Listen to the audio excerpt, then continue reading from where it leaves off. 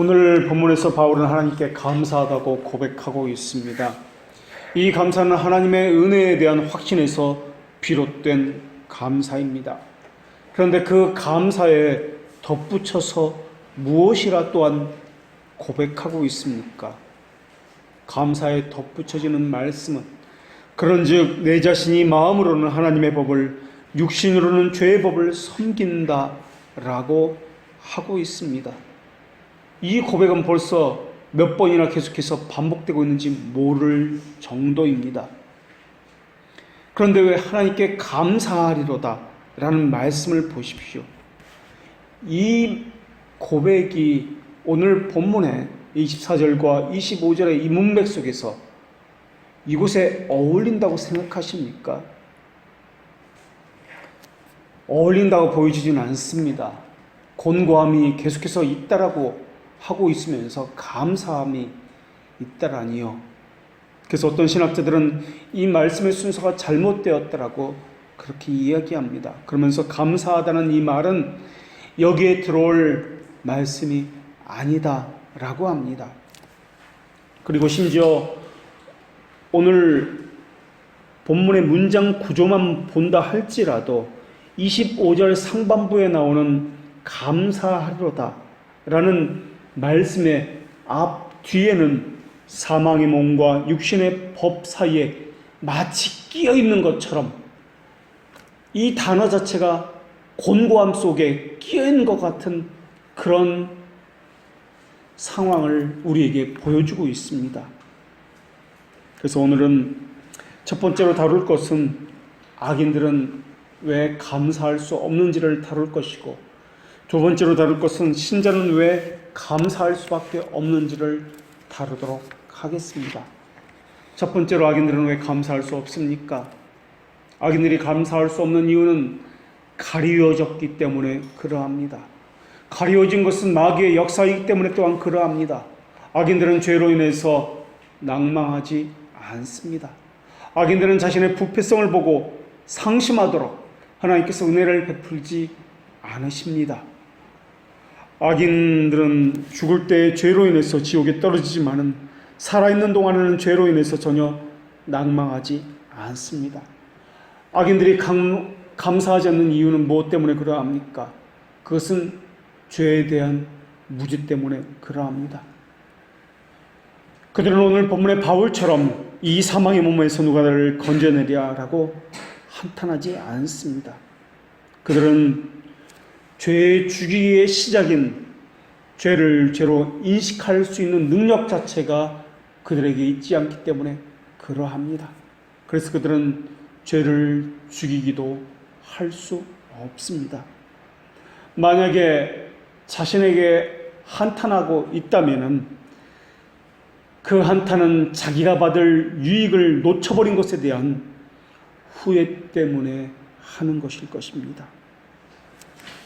우리가 알고 있는 대로 교회의 기반은 하나님의 선택과 관련되어 있습니다. 하나님의 선택이라는 것은 중생과 또한 관련되어 있습니다.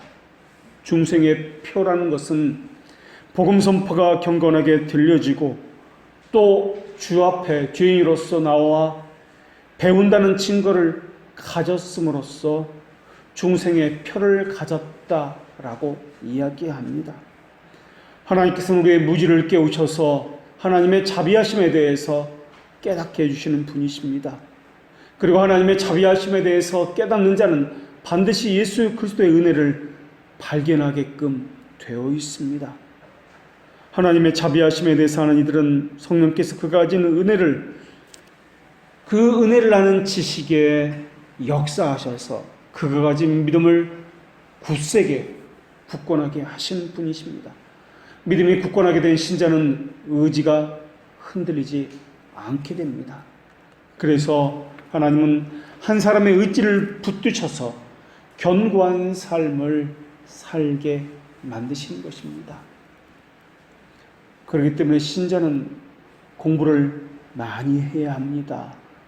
무지하면은 귀가 얇아서 세상 소리에 흔들릴 수밖에 없습니다. 무지하면 완고하게 되고 교회를 분별하는 상징에 대해서도 왜곡하게 됩니다. 그러나 바른 지식이 있으면 흔들리지 않게 됩니다. 참된 교회를 분별할 때도 도덕적 기준으로 판단하지 않게 됩니다.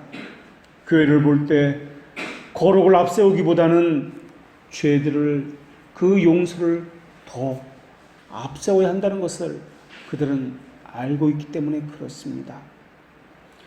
왜 거짓된 교회로 나아갑니까? 그 이유는 무지와 어리석음 때문에 그렇습니다. 사람들은 자기가 원하는 것을 교회에 기대하고 있습니다. 그리고 자기가 원하는 것이 충족되어야만 그 교회를 다닙니다. 그런데 교회가 그 사람들이 원하는 것을 허용하면은 그 허용 자체가 미신으로 나아간다는 것을 늘 잊고 있습니다. 무지한 자들은 눈먼 정신과 둔감한 양심을 가졌습니다. 그들은 경건한 이들이 보는 것처럼 죄악에 대해서 인식할 수 있는 능력을 갖추지 못했습니다. 알고 있다 해도 죄에 대해서는 일반적인 것, 그런 개념만을 가지고 있을 뿐입니다. 그들은 죄에 대해서 구체적인 인식이, 인격적인 인식이 전혀 갖추지 못했습니다. 이스라엘 백성은 큰 죄를 범하고 있었는데도, 그들의 악함은 넘쳤는데도 우리는 악하지 않습니다. 우리가 하나님 앞에 어떤 죄를 지었단 말입니까? 우리가 어떤 흠과 점이 있는 것을 하나님 앞에 드렸단 말입니까? 라고 그들은 오히려 자신의 결백을 주장했습니다. 그들은 자신이 악하다는 사실조차 모르고 있었던 것입니다. 자신의 악한 행위에 대해서, 죄성에 대한 인식이 결핍되었기 때문에 그들은 죄로 인한 곤고함은 있을 수가 없었습니다. 무지가 지배한다면 죄는 쉽게 그 마음을 지배할 것입니다. 죄악된 지배는 무지에 의해서 더 강력한 힘을 지원받고 있다라는 것입니다. 사탄은 어둠의 왕이기 때문에 사람들이 밝은 지성의 빛에 거하는 것을 아주 싫어합니다. 그래서 사탄은 사람들의 눈을 멀게 하려고 합니다. 보지 못하게 하고 듣지 못하게 합니다. 사탄은 무지로 자기의 왕국을 세우는 자이기 때문에 그렇습니다. 그래서 죄가 강력하게 열사할 수 있는 것은 무지에 의해서라는 것을 우리가 분명히 알고 있어야 합니다. 무지에 의해서 사탄의 왕국은 유지되고 있습니다. 거기다 무지의 가장 친한 친구는 교만이라는 친구입니다. 그래서 악인의 특징은 무지하다는 것과 교만하다는 특징을 가지고 있습니다. 그러나 믿음을 갖게 되면 반대로 교만은 사라지게 될 것입니다. 자기 신념으로 가득 차 있는 것을 우리는 교만이라고 이야기합니다. 교만한 자는 하나님의 불가시적인 섭리와 비밀을 인정하지 않습니다. 그리고 자기 자신을 과대평가합니다. 육적 확신에 가득 차서 자기를 자랑하고 자기 만족에 빠져 있을 뿐입니다. 그들은 관습과 자기 생각으로 하나님의 말씀을 대처합니다. 자기 감정을 하나님께서 주시는 것이라고 그들은 그렇게 생각합니다. 그래서 성경을 통해서 하나님의 뜻을 찾기보다는 자기 감정으로 하나님의 뜻을 동일시합니다. 자기 생각이 하나님의 뜻이라고 그렇게 여기고 있습니다. 그들은 죄를 죄로 인식할 수 있는 능력이 없기 때문에 그렇습니다. 죄를 죄라고 인식하지 못하는 사람이 어떻게 죄를 미워할 수 있단 말입니까? 죄를 모르는 사람이 어떻게 죄에서 돌이켜 선한 길로, 좁은 길로 갈 수 있단 말입니까? 죄에서 돌이키는 첫걸음은 두 가지 지식을 마음속에 가짐으로써 시작됩니다. 하나는 직접적인 지식이라고 불리는 것인데 그것은 죄에 대한 분명한 인식과 이해입니다. 하나님은 순결한 빛이시며 죄는 하나님의 속성과 어울릴 수 없다는 것을 그 빛을 통해서 깨닫는 자에게, 보고 듣는 자에게 알려주시는 분이십니다. 그래서 하나님의 속성에 대해서 아는 것이 첫 번째 지식이요, 두 번째 지녀야 할 지식은 반성적인 지식이라 불리는 것인데 말씀의 거울을 통해서 자신의 양심을 살피는 일입니다. 여러분이 하나님의 계명을 깨트린다면 하나님은 여러분 안에 있는 평안도 깨트려 버리실 것입니다. 거기서부터 나오는 것이 곤고함입니다. 죄가 은혜를 가로막기 때문에 나오는 것입니다. 이사야 선지자는 공의의 열매는 화평이요 공의의 결과는 영원한 평안과 안전이라고 그렇게 외쳤습니다. 여러분이 받고 있는 위로와 평안이 있다면, 행복과 기쁨이 있다면 그것은 의로움과 연결되어 있기 때문에 그러합니다. 여러분이 만약에 불안과 낙심과 곤고와 고통이 있다면 그것은 죄와 연결되어 있기 때문에 그렇습니다. 하나님은 여러분에게 평안과 기쁨을 주시기 위해서 여러분 안에 있는 죄를 들추어 내실 것입니다. 아주 비열하고 가증스럽고 여러분의 심정 깊은 곳에 도사리고 있다는 것을, 그래서 여러분을 무너뜨리기 위해서 날마다 여러분을 속이고 무지로 몰아가고 있다는 것을, 게으름으로 몰아가고 있다는 것을 여러분에게 말해주고 있을 것입니다. 하나님께서 여러분에게 여러분 안에 있는 죄가 있다는 것을 보여주는 이유는 여러분을 버리기 위해서가 아니라 여러분을 얻기 위해서라는 것을 기억하십시오. 하나님의 명령에 따라 하나님의 빛을 받은 사람들은 자신 안에 거하는 죄의 어두움을 살피기 시작할 것입니다. 이것을 가리켜서 반성적인 지식이다 라고 하는 것입니다. 이것을 우리가 얻어야 할 두 번째 지식이라고 하는 것입니다. 순결하고 정결한 말씀이 여러분 안에 들어가면 여러분의 영혼 깊은 곳까지 살피게 될 것이고, 여러분은 활력이 있고 좌우에 날선 어떤 검보다도 예리한 그 하나님의 말씀이 여러분의 혼과 영과 관절과 골수를 찔러 쪼개기까지 함을 체험하게 될 것입니다. 그때 여러분은 하나님 앞에 서걸 것이며 벌거벗은 같이 결산 받으실 하나님 앞에서 여러분의 모든 것이 드러나게 될 것입니다. 그러나 여러분 또한 하나님은 선하시다는 증거도 얻게 될 것입니다. 성령님은 믿음의 창수자일 뿐만 아니라 우리 안에서 믿음을 점차로 강화시켜 주시는 분이십니다. 믿음의 주요한 특성은 심정의 확고부동함과 지속성입니다. 만약에 여러분이 무지에 의해서 지배를 받는다면 그 확고부동함은 사라질 것입니다. 그리고 그 지속성도 사라질 것입니다. 그리고 필시 말씀에 대해서는, 그 말씀의 빛에 대해서는 적대적일 것이고 지속적으로 불편하게 느끼게 될 것입니다. 말씀을 가볍게 여기게 될 것이고 깊이 숙고하지 않게 될 것입니다. 스쳐가는 수많은 말처럼 그 무엇도 기억나지 않을 것입니다. 하나님은 말씀을 주실 때 분명히 우리에게 기억하라라고 말씀해 주셨습니다. 기억하라는 것은 온 마음과 뜻과 정성을 기울여서 심정을 담아내라라는 뜻이었습니다. 그러나 무지 가운데, 속임 가운데 있는 자들은 그 말씀을 기억 속에 담아내질 않습니다. 흘러지나가는 바람처럼 그렇게 여기기 때문에 그렇습니다. 하나님을 대적하고 있는 중에 있기 때문에 그렇습니다. 그들은 말씀에 무관심합니다. 그러나 그 말씀의 빛이 자신의 양심을 비추어서 자신이 가진 무지가 밝히 드러나게 된다면 그들 안에 있는 사탄이 가진 적대적 감정이 노출되었기 때문에 불편할 것이고 하나님을 향해서 분노하게 될 것입니다. 그것이 심하면은 교회가 여기밖에 없어 그러면서 교회를 박차고 다른 곳을 향해서 찾아다니게 될 것입니다. 그리고 자기 입맛에 맞는 곳을 찾아갈 것입니다. 그러면서 자신의 요구를 들어주는 곳을 하나님이 인도하신 교회라고 여기면서 그곳에서 종교 생활하는 것을 마치 하나님을 향한 예배라고 느끼며 그것에서 자기 멋대로 자기 보기에 좋은 대로 행하는 것을 하나님을 향한 섬김과 봉사라고 여기고 있을 것입니다. 그런 이들 어떻게 하나님 앞에 감사할 수 있겠습니까?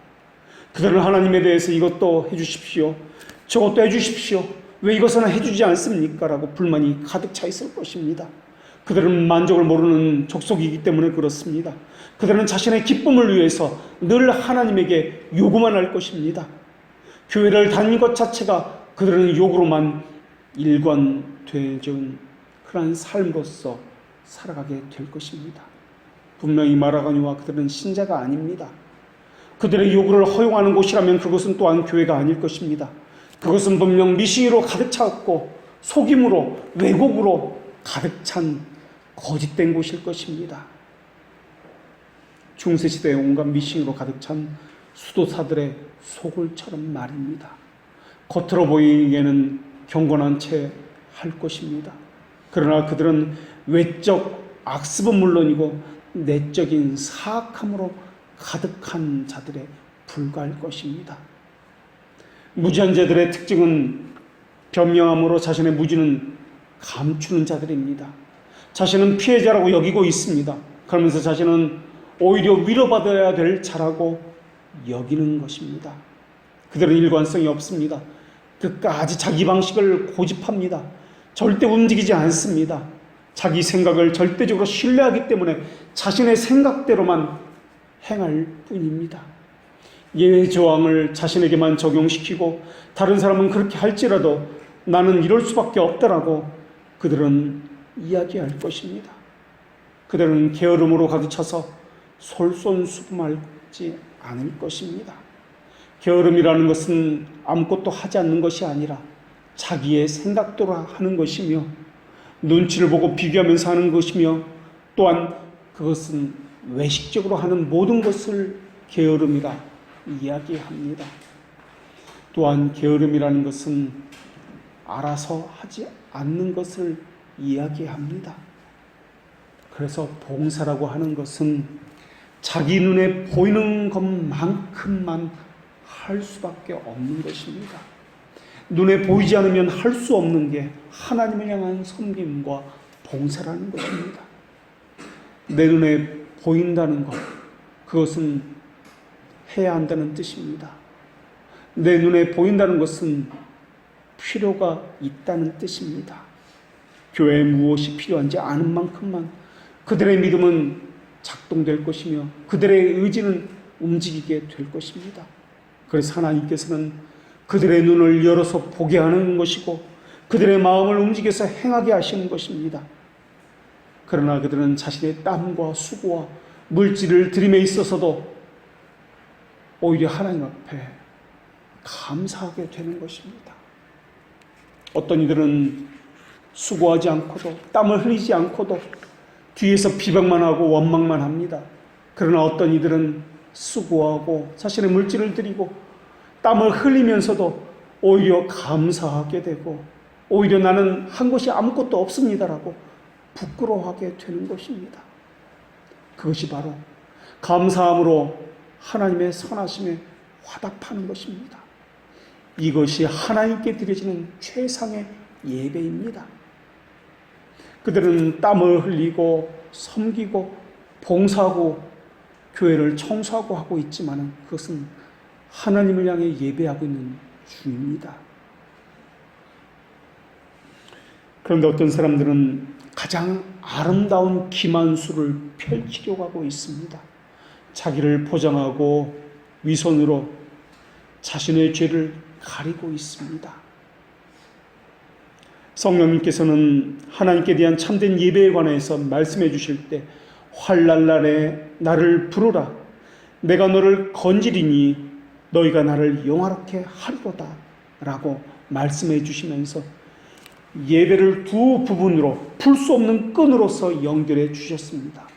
나를 부르는 것과 하나님께서 우리를 건지시는 것, 이것이 바로 영화롭게 하는 것이다 라는 것입니다. 감사하는 것보다 하나님께서 더 기뻐하시는 제사는 없습니다. 하나님께로부터 받은 은혜에 대한 응답이 감사이기 때문에 그러합니다. 슬픔과 근심은 영혼을 가두고 혀를 억제하지만은 하나님의 선하심을 찬양하지 못하게 할 것입니다. 그러나 하나님의 자비가 우리 기억 속에서 불을 듯 일어나게 된다면 하나님께 영광을 돌리는 것을 기회로 삼아서 우리는 하나님 앞에 무한한 감사와 찬양을 돌려드리게 될 것입니다. 슬픔과 고난 중에 있을 때라도 그들은 하나님에 대한 감사가 불일 듯 일어날 것이며 우리 자신의 능력에 대해서 신뢰하는 어리석은 생각은 몰아나게 될 것입니다. 오늘 본문의 말씀처럼 그러나 중보자의 희생을 통하지 않고서는 어떤 감사도 하나님 앞에 받아들여지지 않을 것이라는 것을 그들은 분명히 알고 있습니다. 모든 복이 하나님으로부터 왔다는 것을 알게 된다면 하나님께 감사하지 않고는 견딜 수 없다는 것을 알기 때문에 또한 그렇습니다. 구원사역은 전적인 하나님의 사역입니다. 그분은 우리를 자녀로 예정하셨고 때가 되어 우리의 의지를 전환시키셨습니다. 이것을 중생이라고 부릅니다. 이것을 깨닫게 하시려고 우리 안에 있는 비참함과 공고함을 발견하게 하시는 분이 하나님이십니다. 죄에 대한 두려움을 주셔서라도 우리를 구속할 분이 예수 그리스도 한 분임을 깨닫게 하시는 분이 하나님이십니다. 하나님께서는 그것을 깨닫게 하셔서 하나님께서 우리의 아버지 되심과 우리를 사랑하신다는 것을 깨닫게 해주시는 분이십니다. 그것을 깨닫게 된 사람은 은혜 받았습니다 라고 고백하게 될 것입니다. 은혜 받았다는 말은 감정적인 어떤 충동이 있다는 말이 아니라 그분의 보혈로 깨끗해졌고 그분의 죽으심으로 우리의 죄들이 용서받았다는 것을 확신하게 되었습니다. 이 확신이 견고해졌습니다. 흔들리지 않게 되었습니다. 하나님의 자비하심으로부터 이 모든 것들이 비롯되었다는 것을 나는 확신합니다 라는 뜻입니다. 그때 우리는 좁은 길을 걸을지라도 그분이 함께 하신다는 확신이 있기 때문에 두렵지 않을 것이고 외롭지 않다는 고백을 하게 될 것입니다. 더군다나 그 좁은 길을 걸으면서도 세상과 타협지 아니하고 그리스도를 본받으려고 그렇게 눈물을 흘리면서 애를 쓰게 될 것입니다. 그분처럼 살려고 할 것입니다. 그분의 고통을 자신의 육체에 채우려고 할 것입니다. 이것이 영살기입니다. 그분이 낮아졌기에 우리도 낮아짐을 두려워하지 않게 됩니다. 그분이 죽으셨기에 우리 또한 죽는 것을 두려워하지 않게 됩니다. 그분이 부활하셨기 때문에 우리는 또한 함께 부활할 것을 확신하고 있습니다. 그게 바로 은혜 받았다는 뜻입니다. 우리가 그분의 자녀임을 깨닫게 해주신 그리스도의 사랑 때문에 이 모든 구원의 은혜가 내 것이 되었습니다 라는 고백을 할 수밖에 없는 것, 여기서 나오는 것이 감사라는 것입니다. 그래서 십자가의 도는 어떤 사람에게는 멸망이 되지만 어떤 사람에게는 큰 힘과 능력이 되는 것입니다. 그렇기 때문에 하나님을 아는 지식이 없고 무지하다면 그 사람은 죄에 대한 민감하지 못할 것이고 죄에 대해서 인식이 없기 때문에 감사도 당연히 나올 수가 없는 것입니다. 감사라는 것은 과거의 것을 현재로 가져온다는 말입니다. 과거에 하나님께서 내게 어떠한 것을 행하셨는지를 기억하여서 현재로 그것을 가져와 하나님 앞에 표현한다는 뜻입니다. 감사한다는 것은 미래의 것을 현재로 가져온다는 뜻입니다. 이것을 우리는 성찬이다 라고 배웠습니다. 그래서 감사한다는 단어는 은혜라는 단어와 동일한 단어를 씁니다. 그래서 감사라는 단어는 은혜라는 단어와 동일한 단어를 쓰지만은 성찬이라는 단어와도 동일한 단어를 쓰며 또한 하나님으로부터 값없이 주어졌다는 은사와도 동일한 단어로서 어떤 때는 은사라고도 표현하고 어떤 때는 감사라고 표현하고 어떤 때는 성찬이라고 표현하며 또 어떤 곳에서는 은혜다라고 표현하고 있는 것입니다. 우리는 지식을 얻을 때 하나하나 점진적으로 그렇게 얻습니다.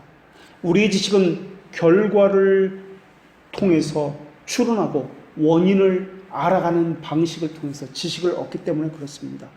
그러나 하나님은 원인과 결과를 통해서 아시는 분이 아니십니다. 그 모든 것을 과거, 현재, 미래를 동시에 아시는 분이십니다. 하나님은 우리처럼 지식을 얻을 때 부분적으로 가지시는 분이 아니라 이미 지식의 하나님이시고 하나의 완전한 모습으로 가지고 계시기 때문에 그렇습니다. 우리는 하나를 알게 되면 다른 하나를 잊어버리지만은 하나님은 잊어버리는 법이 없이 늘 그대로 보존하고 가지고 계시는 분이십니다. 하나님은 이해하실 뿐만 아니라 기억하는 분이시기 때문에 그렇습니다. 우리에게는 천년 전에 일어난 일은 우리의 기억 속에는 사라지고 있지만 하나님에게는 현재 일어난 일이기 때문에 또한 그렇습니다. 하나님은 지식에 있어서 완전하신 분이십니다. 그 하나님은 하나님의 지식을 우리에게 나눠주시는 분이십니다. 그래서 미래의 것은 미래에 속한 것이 아니라 현재로 가져와서 현재의 확신이 되는 것이며, 과거의 것은 과거의 것이 아니라 현재로 가져와서 현재의 확신으로 우리에게 가져오게 되는 것입니다. 그러나 악인에게는 그것이 없기 때문에 무지할 수밖에 없는 것입니다. 그들은 하나님의 섭리에 대해서도 알지 못합니다. 특별히 구원에 관한 하나님의 지혜에 대해서는 더더욱 알 수가 없습니다.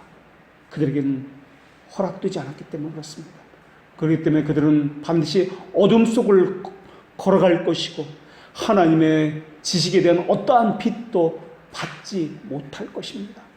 그래서 여전히 그곳에서 머물고 있을 것이며 여전히 무지 가운데에서 그것이 지금 자신이 행하고 있는 것이 옳다라고 여기면서 그렇게 행하고 있는 것입니다. 그리고 그들은 그 속에 내면에 있는 하나님의 뜻을 모르기 때문에 주어지는 대로 보이는 대로만 보고 판단할 뿐입니다. 보이는 대로 판단하기 때문에 하나님의 뜻, 그 섭리를 헤아려 보려고 하지 않습니다. 당연히 그들은 하나님에 대한 거짓된 지식을 가지고 있고 왜곡된 지식을 가지고 있을 수밖에 없습니다. 그러면서도 그들은 무지가 친구하고 있는 것이 교만이기 때문에 그들은 하나님에 대해서 다 안다라고, 이 정도면 되었다라고 교만의 죄를 더하고 있는 것입니다. 하나님에 대해서 정말 알고 있는 사람은 하나님에 대해서 안다라고 말하지 않습니다. 말할 수도 없습니다. 오히려 모른다라고 이야기할 수밖에 없습니다. 왜냐하면 하나님을 알면 알수록 모르는 것이 더 많아지기 때문에, 그것이 하나님을 아는 지식이 우리에게 주는 것이기 때문에 그렇습니다. 그래서 자기를 부인하게 되고 겸손하게 되고, 그래서 내가 행했지만은 내가 행한 것이 아니라 오히려 부끄러움밖에 없다라고 고백할 수밖에 없습니다. 그것이 바로 감사의 특징들입니다. 전적인 무지의 밤 안에 있는 사람들은 불건전한 지식을 가지고 있기 때문에 거짓의 빛 앞에서 속임을 당하고 있습니다. 그들은 속임을 당하고 있는 것조차 모르고 있습니다. 그들은 악인으로 계수될 것입니다. 그들은 심정은 거짓 교훈으로 가득 차 있기 때문에 하나님을 향한 마음의 구조가 바르지 않습니다. 그들은 입으로는 하나님을 시인하나 행위로는 부인하는 자들입니다. 그들이 가진 지식을 실천적 무지라고 그렇게 이야기합니다. 믿음을 가졌다고 자처하는 많은 사람들은 사실은 불신자라는 사실을 결코 놀랄 일이 아닐 것입니다. 그들의 본성에는 그리스도에 대한 적대감이 가득 차 있을 것입니다. 사람은 원수의 말은 듣지 않습니다. 미워하는 자의 말은 듣지 않습니다. 그들은 하나님의 말씀을 들으려 하지 않을 것입니다. 그들에게 원수가 하나님이기 때문에 그렇습니다. 자신의 유익을 위해서 교회를 다닐 수 있지만은, 종교적인 외식적인 행위를 할 수 있지만은, 그들에게 원수는 하나님이기 때문에 하나님의 말씀이 들려지지 않을 것이며 하나님의 말씀에 순종할 이유도 없을 것입니다.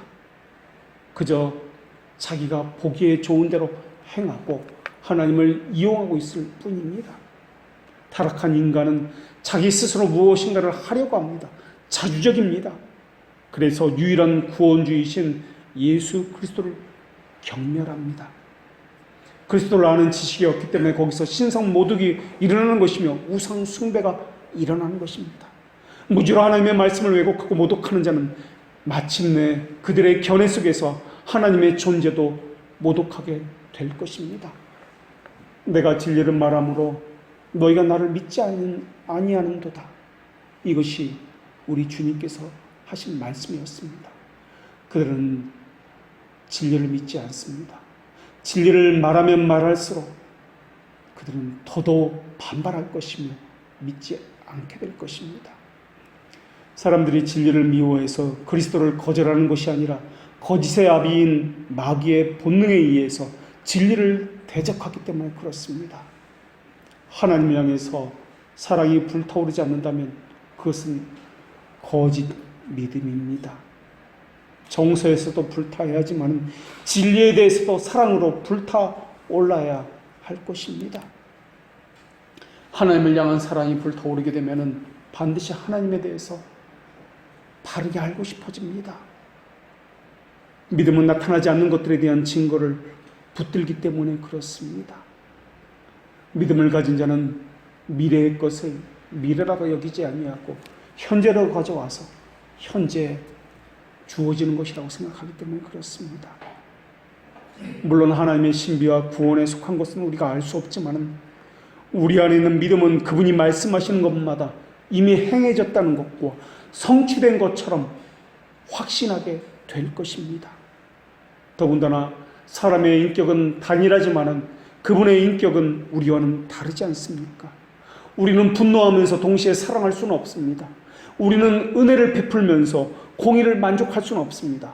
그러나 하나님은 분노하시면서 사랑할 수 있으며 하나님은 공의를 베풀면서 또한 은혜도 베풀 수 있습니다. 하나님은 자비로서 분노를 가라앉힐 수 있으면서 의로우심으로 인해서 분노하실 수 있는 분이시기도 하십니다. 예수 그리스도의 대속은 그분으로 하여금 우리의 죄를 용서하게 하시는 근거가 되게 했습니다. 십자가에 못 박히신 구속자는 신적 본성과 인적 본성으로 구성된 무한한 인격체였습니다. 신성의 연합은 인성의 고난에 가치를 부여했습니다. 그래서 하나님은 구속자의 고난을 통해서 참된 섬김을 받으셨고 하나님의 공의와 거룩함은 영광을 받으셨습니다. 하나님은 예수 그리스도의 섬김을 예수 그리스도를 구주라고 믿는 자녀에게도 동일한 섬김을 하게 하셨습니다. 동일한 감사를 하게 하셨고 동일한 그 심정을 부어주셔서 그리스도의 남은 고난을 채우도록 하셨던 것입니다. 그래서 율법에 세운 의의 권리는 회복되었고 하나님의 공의는 만족함을 얻게 된 것입니다. 이에 신자들은 갈급했습니다. 때가 이를 때까지 그 목마름은 채워지지 못했습니다.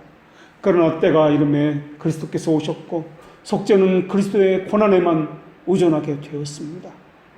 그렇기 때문에 구원받은 자는 유일한 구원주이신 십자가에 못 박히신 예수 그리스도를 소유하고 또한 그분에 대한 지식을 소유한 자들입니다. 만약에 그것을 소유하지 못했고 무지한 자들이라면 그들은 예수 그리스도의 적대자가 될 것입니다. 또 입으로는 예수 그리스도를 구원주라고 인정한다 할지라도 그들은 예수 그리스도를 왜곡하려고 할 것입니다.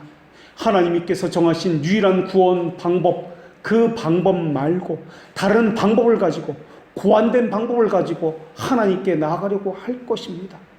그래서 그들은 자기 스스로에게 의존하는 자들이기 때문에 자신의 행위로 하나님 앞에 나아가는 자들이기 때문에 하나님 앞에 감사할 이유가 없습니다. 왜냐하면 자기 스스로 할 수 있기 때문에 얻어낼 수 있기 때문에 그렇습니다. 그렇다면 신자들은 왜 감사할 수 있게 되는 것입니까? 그것이 바로 우리가 다룰 두 번째 주제입니다. 십자가에 못 박힌 구속주에 대해서 감사하십시오. 천지이처럼 경이로운 일은 없습니다. 이것과 견주어서 더 이상 탁월한 것은 이 땅에 없습니다. 모든 사랑과 감사를 마땅히 하나님 앞에 드려야 합니다. 그리스도는 우리의 생명을 회복시켜주기 위해서 자신의 영혼을 죽음 앞에 굴복시키셨습니다. 우리를 복된 자로 만들기 위해서 예수님은 저주받은 자가 되었습니다.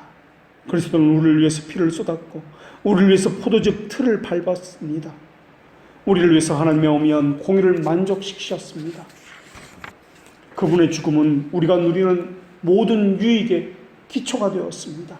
우리가 누리는 것이 어떤 것이든 그것은 십자가에서 나온 열마의 한 조각에 불과합니다. 그리스도께서 고난을 겪지 않으셨다면 우리는 하나님 앞에 나아갈 수조차 없었습니다. 구원은 나타나지 않았을 것입니다.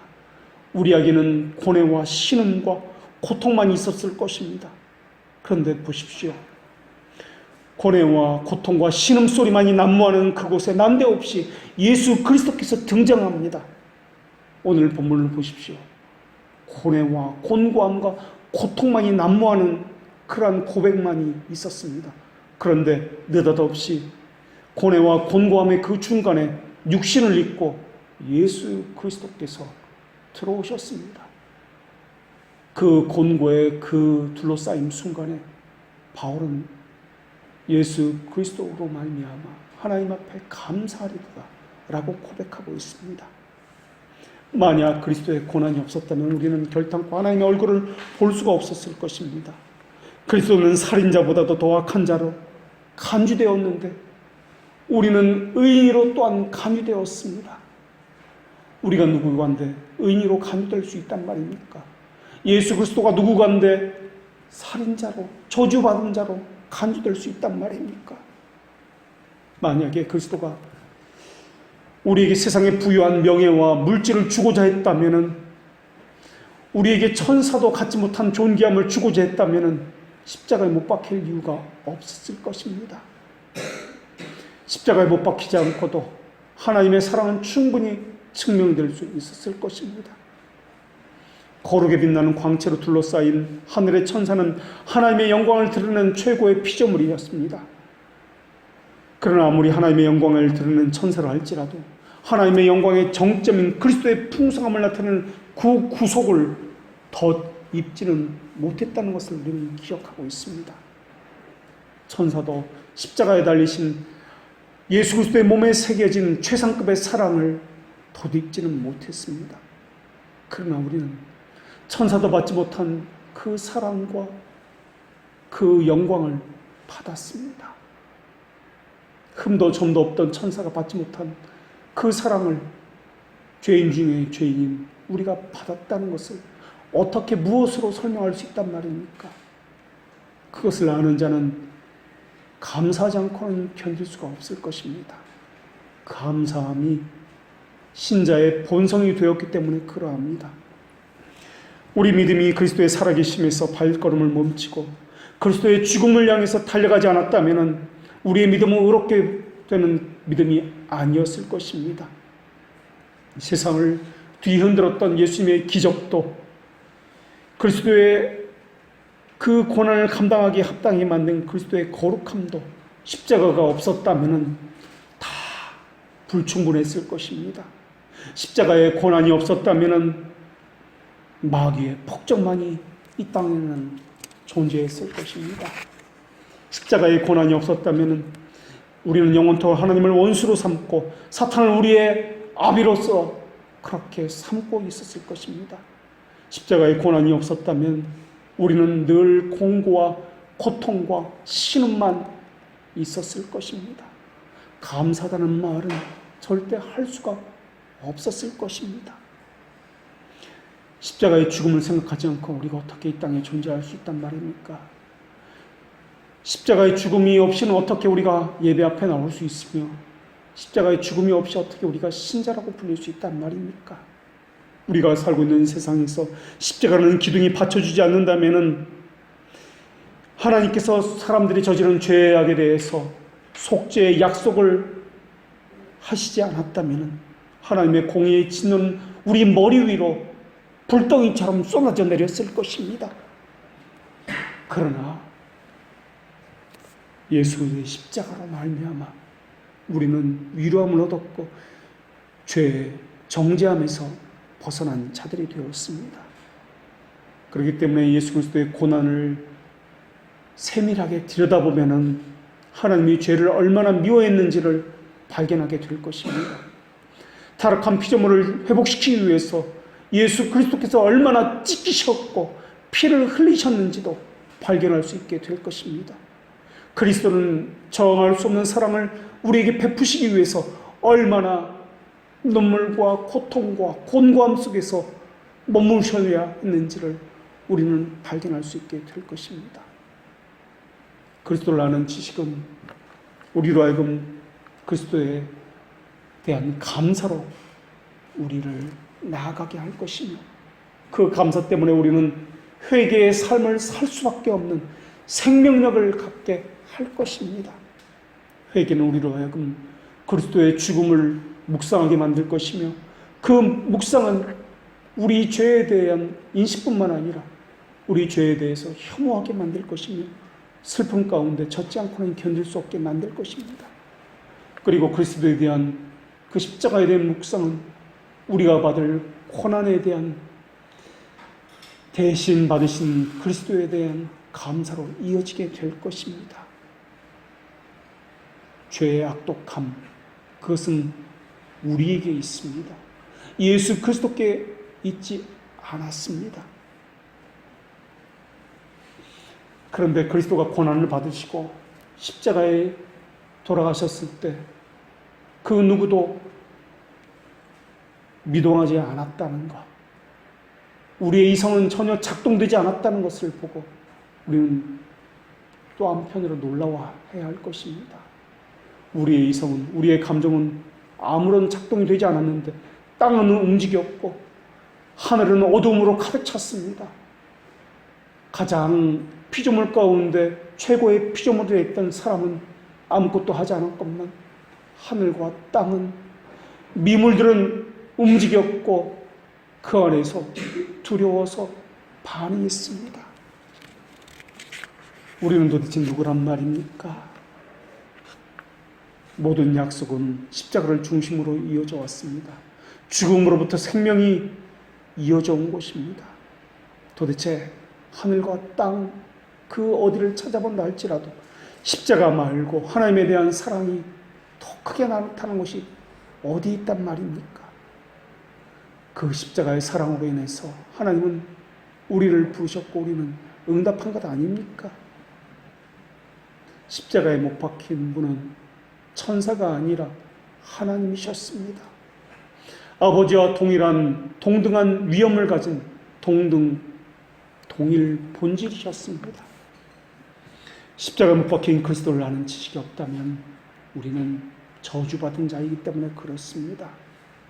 그리고 십자가를 아는 지식을 가진 사람은 필연적으로 감사할 수밖에 없습니다. 그 십자가가 우리 공고함의 유일한 해결책이기 때문에 그러하며, 그리스도의 죽으심이 율법을 완전히 무장해제시켰기 때문에 그렇습니다. 하나님의 은혜가 내게는 더 이상 부어지지 않는 것처럼 생각되어지신다면 구원의 기쁨을 회복시켜달라고 기도하십시오. 십자가로 나아가게 해달라고 기도하십시오. 하나님은 하나님의 자녀에게 구원을, 그 기쁨을 잃어버리게 하시는 분이 아니십니다. 만약에 내 자신이 공기 중에 흩어지는 먼지처럼 느껴지게 된다면 자기 영혼 속에 죄를 품고 있는 것이 있지 않는지 들여다보십시오. 하나님은 죄 때문에 자기 백성을 낮추시는 분이기 때문에 그렇습니다. 그러나 자기 백성을 결코 버리시는 분은 아니십니다. 이 질문에 대해 사도 바울은 결코 그럴 수 없다라고 선언하고 있습니다. 하나님은 우리의 연약함에 하나님과 맺은 언약을 파괴시키는 분이 아니라는 것을 우리에게 알려주시는 분이십니다. 우리의 연약함 때문에 하나님과의 관계가 막혔다고요? 그렇지 않습니다. 우리 연약함이 오히려 하나님께서는 우리에게 가까이 하시는, 긍휼히 여기시고 자비를 베푸시는 근거가 될 것입니다. 더 불쌍히 여겨주실 것입니다. 그래서 하나님의 자비는 하나님의 교회가 가지고 있는 유일한 재산입니다. 그것을 기억하십시오. 죄들의 용서는 그래서 신자들의 표시며 교회들의 첫 관문입니다. 그래서 교회는 거룩함으로 참된 교회로, 거짓된 교회로 구별되는 것이 아니라 죄들의 용서가 얼마나 행해지고 있는지로 참된 교회인지 거짓된 교회인지로 판가름 나는 것입니다. 그리스도는 우리의 연약함을 오히려 긍휼히 여기시는 분이십니다.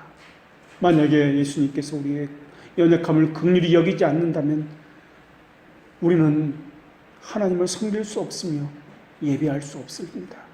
왜냐하면 우리의 예배와 섬김은 흠과 점과 죄로만 가득 차 있기 때문에 그렇습니다. 하나님의 자비하심이 우리의 예배를 받으시는 것이며 우리의 흠과 죄로 가득 찬 섬김을 받으시는 것입니다. 어느 때 우리는 하나님께서 우리의 탄원에, 우리의 기도에 귀를 막고 계신 분인 것처럼 느껴집니다. 그러나 십자가를 아는 지식을 가진 사람은 이렇게 고백할 수밖에 없습니다. 저의 고통에 부르신 것은 전혀 상관없이 주는 거룩하시나이다. 우리는 하나님을 원망하지 않습니다. 하나님의 모든 행위는 하나님의 거룩하심과 일치하기 때문에 그러합니다. 거룩하심만이 하나님의 법입니다. 저는 하나님의 법에 순종하기를 원합니다. 하나님께서 우리의 죄를 얼마나 가증스럽게 여기시는지 보여주기 위해서 저희에게서 하나님의 얼굴을 숨기시는 것은 마땅합니다. 우리 주님은 극도의 고통 속에서도 하나님의 순결하심을 사모했습니다. 우리도 하나님의 순결함을 사모해야 합니다. 우리가 공고함으로 신음하고 세상에서는 크게 버림받은 것처럼 느껴질지라도 하나님 우리를 버리신 분이 아니십니다. 하나님은 하나님의 거룩한 이름을 위해서 우리를 그저 낮추실 뿐입니다. 우리를 인치심에 합당한 자로 만들기 위해서 잠시 용광로 속으로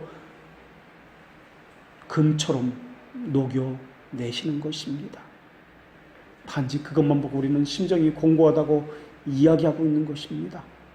그러나 곤감이 있다 할지라도 사도 바울처럼 하나님을 아는 지식을 가진 사람은, 십자가의 도를 아는 지식을 가진 사람은 감사할 수밖에 없는 것입니다. 모든 곤고와 환경 가운데 둘러싸여 있는 그 순간에도 감사합니다 라는 고백을 느닷없이 할 수밖에 없는 것. 우리는 하나님의 치시는 손길에 순복할 뿐입니다. 그것이 하나님의 지혜이기 때문에 그렇습니다. 그것이 우리의 베푸시는 하나님의 사랑이기 때문에 그렇습니다. 그래서 우리는 하나님께서 우리를 향한 그 방식을 우리는 신뢰합니다. 그래서 환경의 어려움과 곤고와 여러 가지 물질과 질병의 어려움이 올지라도 우리는 감사하며 잠잠히 하나님의 때를 기다릴 뿐입니다. 하나님은 하나님의 백성을 결코 버리시는 분이 아니십니다. 그러니 하나님께서 우리를 버리지 않는다는 것과 우리 죄보다 더 큰 자비의 은혜가 하나님 안에 있다는 것을 기억하십시오. 물론 사람들은 드러나는 환경과 상황만 바라보고 있습니다. 그래서 하나님이여, 주께서 어찌하여 우리의 영원히 버리시나이까? 어찌하여 주의 치시는 이 양을 향하여 진노의 연기를 바라시나이까라고 그렇게 외치고 있습니다. 심지어 우리는 주께서 우리를 버리실까?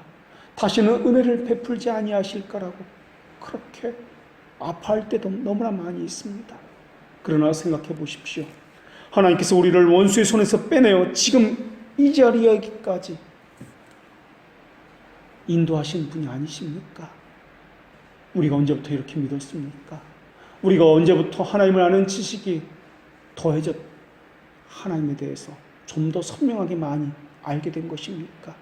우리가 언제부터 이렇게 하나님됨을 알게 되었고 하나님의 자비하심으로 모든 것이 비롯되었다는 것을 알게 되었습니까? 하나님은 하늘과 땅과 민족들이 보는 앞에서 세상으로부터 우리를 빼내어서 하나님 앞으로 인도해 내셨습니다. 그것은 어떻게 설명하시겠습니까? 거기다 하나님은 우리의 행위를 의지하는 분이 아니라 하나님의 그 약속을 의지하는 분 아닙니까? 기억하십시오. 죄로 인한 상심의 크기가 아니라 죄로 인한 상심의 진실성에 은혜가 동반되는 것입니다. 은혜에 관련된 성경의 약속들도 은혜의 강력함에 대한 것이 아니라 은혜의 진실성에 대한 것입니다. 거기다 그 은혜의 약속은 우리에게서 난 것이 아니라 하나님에게서 난 것입니다. 다시 말씀드리겠습니다. 죄로 인해서 우리의 겸비함, 겸손의 크기와 깊이가 문제가 되는 것이 아니라 하나님의 약속의 그 진실성이 문제가 된다는 것입니다. 다시 말하면 우리가 얼마나 회개하느냐에 의존하는 것이 아니라 하나님이 약속하셨다는 그것 자체에 의존하고 있다는 사실입니다. 그리고 하나님은 강한 믿음에 대해서 약속을 제시하신 분이 아닙니다. 약하고 연약하고 비록 겨자씨만큼 작다 할지라도 상관없이 그 약속을 제시한 분이 하나님이십니다. 이 세상에서 가장 작은 것에 비유한 것이 겨자씨라는 것입니다. 그 이 세상에서 가장 작은, 눈에 보이지 않을 정도의 작은 믿음이다 할지라도 하나님은 가장 위대한 약속들로 우리에게 주시겠다고 그렇게 제시하신 분이십니다. 다시 말하면 믿음의 진실성은 우리에게 있지 아니하다라는 것입니다. 여러분을 보십시오. 날마다 죄를 짓고 있습니다. 거기다 여러분은 겨자씨보다도 더 작은 믿음을 가지고 있는지도 모르겠습니다. 그러나 그 겨자씨만한 믿음에도 하나님께서 무엇이라 하셨습니까? 믿음의 약속이 있다라고 말씀하지 않으셨습니까? 여러분에게는 회개로부터 나오는 폭포수 같은 눈물이 없을지도 모르겠습니다. 그러나 여러분에 대해서, 여러분이 죄에 대해서 아주 겨자씨보다 더 작은 슬픔이라도 가지고 있다면 하나님께서는 그것을 받으신 분이라는 것을 기억하십시오. 여러분이 흘린 그 조그만 눈물 때문에 받으시는 것이 아니라 하나님의 자비하심과 그 약속 때문에 그것을 받으시는 분이십니다. 하나님은 회개의 눈물의 강을 받으시는 분이기도 하시지만 참회하며 흘리는 그 눈물의 분자, 원자 그것조차 받으시는 분이십니다. 하나님은 깊이 통회하는 죄인들에게만 하나님의 은혜가 주어진다는 그 말은 잘못되었다는 것을 우리가 기억해야 할 것입니다. 은혜가 아예 주어지지 않았기 때문에 멸망하는 것이지, 어떤 인간도 통회가 부족했기 때문에, 회개가 부족했기 때문에 저주받고 멸망받는 것은 아닙니다. 참된 은혜는 은혜의 크기와 관련된 것이 아닙니다. 약속과 관련되어 있으며 하나님의 진실성과 관련되어 있는 것입니다.